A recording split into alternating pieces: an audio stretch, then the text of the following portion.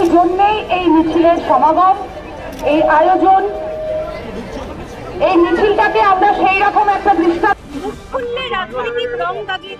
না, সেটা আমরা যেন সেই ফাঁদে না পড়ি।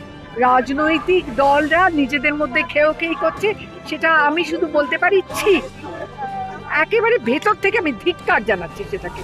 কিন্তু আমাদের প্রতিকার তো সাধারণ মানুষ চাইবে, সাধারণ মানুষ, সাধারণ নাগরিক। আমাদের তো একটা অধিকার আছে, আমরা তো করদাতা, আমরা কেন আমাদের দাবি ছাড়বো? এটা একটা অত্যন্ত পশ্চাৎমুখী পদক্ষেপ, রিগ্রেসিভ, এটা আমরা মানব না।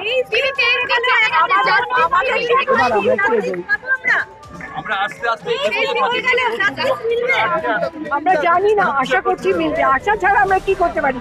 সর্বোচ্চ আদালতের কাছে এটা রয়েছে, এতে আমার ভরসা আছে।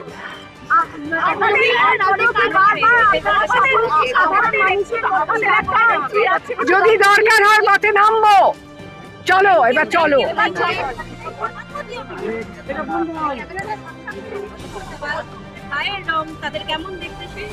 সবকিছু নিয়ে কথা হয়, মেয়েরা সবসময় ওই খাড়ার সামনে ঝুলছে। কিন্তু কলকাতা শহরটাকে আমরা মনে করতাম, অনেকেই মনে করতো দেশের সর্বত্র গিয়ে, যারা কলকাতায় আমরা থাকি সবসময় বলেছি যে আমাদের স্টেট সব থেকে বেশি সেফ, এখানে আমরা মহিলারা সবচেয়ে বেশি সেফ। সেখানে এরম একটা নির্মম ঘটনা ঘটেছে, ঘটতে পারে, এটা তো আর ওই মানে ফিউচার টাইমসে কথা বলে তো কোনো লাভ নেই। ঘটনাটা ঘটেছে এবং 23 দিন হয়ে গেল, সেখানে মানে কোনো কিছুই এগোচ্ছে না।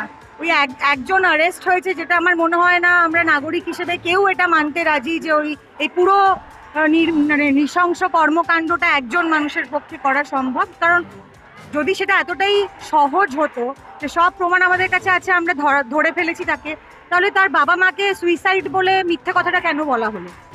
বা মানে এরকম স্তরে যে এভিডেন্স ট্যাম্পারিং হয়েছে সেটা কেন হলো? জনসাধারণ তো বোকা নয়। যদি আমরা আমাদের বুদ্ধি বিবেচনা দিয়ে ঠিক মানুষের জন্য ভোট দিতে পারি, তখন যদি আমাদের বুদ্ধি থাকে, তাহলে এখন আমরা হঠাৎ বোকা হয়ে যাব কেন? আমাদের সকলের দাবি একটাই যে অ্যারেস্ট কেন হচ্ছে না। প্রশ্ন অনেক, যে অ্যারেস্ট কেন হচ্ছে না, আমরা কেন এত অন্ধকারের মধ্যে আছি, আমরা তো কোনো কিছু জানতে পারছি না যে সিবিআই তদন্ত কতটা এগিয়েছে। এবং দাবি একটাই যে আমাদের মানে ঠিক লোক যারা মানে ঠিক যে আমাদের পারপেট্রেটর, তারা সামনে আসুক এবং তাদের বিচার হোক।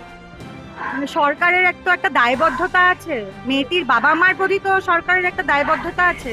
আর আমরা সরকারকে ওই ক্ষমতায় রেখেছি কারণ আমরা মনে করি যে সরকার আমাদের অভিভাবক। তো যদি আমরা পুলিশের কাছে গিয়েও সুরাহা না পাই, আমরা যদি সরকারের কাছ থেকেও কোনো সাহায্য না পাই, তাহলে আমরা যাবোটা কোথায়? আর আমাদের রাজ্যের যিনি মাথা, মাননীয় মুখ্যমন্ত্রী, উনি তো নিজে একজন মহিলা। মানে আমার তো ভাবলেই শরীর খারাপ লাগে যে কতটা নৃশংসতার মধ্যে দিয়ে, কতটা যন্ত্রণার মধ্যে দিয়ে মেয়েটিকে মারা যেতে হয়েছে। এটা তো একটা মেয়ে হয়ে ভেবেই শরীর খারাপ লাগে। সেখানে আমি চাইবো যে আমাদের মাননীয় মুখ্যমন্ত্রী সত্যি কিছু একটা বিহিত করে আমাদের দেখাক, যাতে ওনার প্রতি আমাদের ভরসাটা থাকে। কারণ এখন তো ভরসাটা টলমল হয়ে যাওয়ার জোগাড় হয়েছে।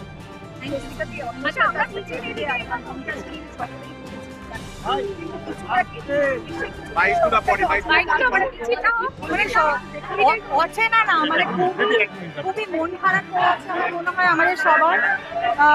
আমি কোনো উৎসাহ পাচ্ছি না এবং এই সময় একটা পুজোর হাবভাব আসে, সেটাও মানে মনোমালিন্যের মধ্যে দিন কাটছে আমার মনে হয়।